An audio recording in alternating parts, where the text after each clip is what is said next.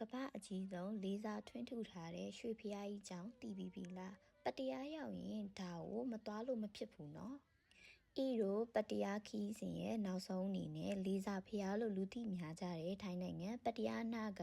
ခေါင်ချီချမ်းကိုတွားရောက်လေပတ်ဖူးမြော်ခဲ့ပါတယ်ရှင်ကြောက်တောင်ကြီးပေါ်မှာရွှေစစ်တွေနဲ့လေးစားသုံးပြီးထွန်းထူပူဇော်ထားတဲ့ဖျားကြီးပါဘလို့လှုပ်ထားရလဲဆိုတော့ကြောက်တောင်ကြီးကိုလေးစားနီးပညာနဲ့အရင်ပုံဖော်ပြီးမှရွှေချထားတာပါဒါကြောင့်မြန်မာတွေကလေးစားဖျားလို့အလွယ်ခေါ်ကြတာပါအမြင့်109မီတာ358ပေကျော်မြင့်ပါတယ်ရင်ပြင်ကနေတောင်ထိပ်ထိတိုင်ရင်130မီတာလောက်ရှိပါတယ်အနံကတော့80မီတာ230ပေဝန်းကျင်ရှိပါတယ်ဒီရုပ်ပွားတော်ကြီးရဲ့လိုင်းတွေကိုဖော်ဖို့အတွက်24ကာရက်24K ရွှေစင်ရွှေသားတွေကိုတုံးထားတာဖြစ်ပါတယ်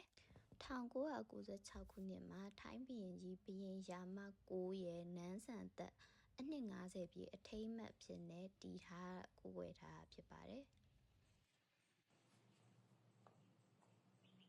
လာရောက်လေပတ်ကြတဲ့သူတွေအတွက်ဒီလိုအဆောင်လေးပေါ့နော်အရေးခိုလို့ရတဲ့အဆောင်လေးကြီးလည်းထားပေးထားပါတယ်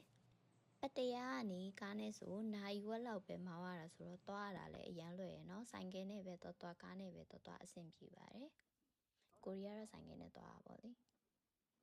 ဒါနဲ့ကျွန်တော်ပေါ့နော်ပတရားမှနေရလားဆိုပြီးမေးကြတယ်ကျွန်တော်ပတရားမှနေရမဟုတ်ပါဘူးဘန်ကောက်မှာပါ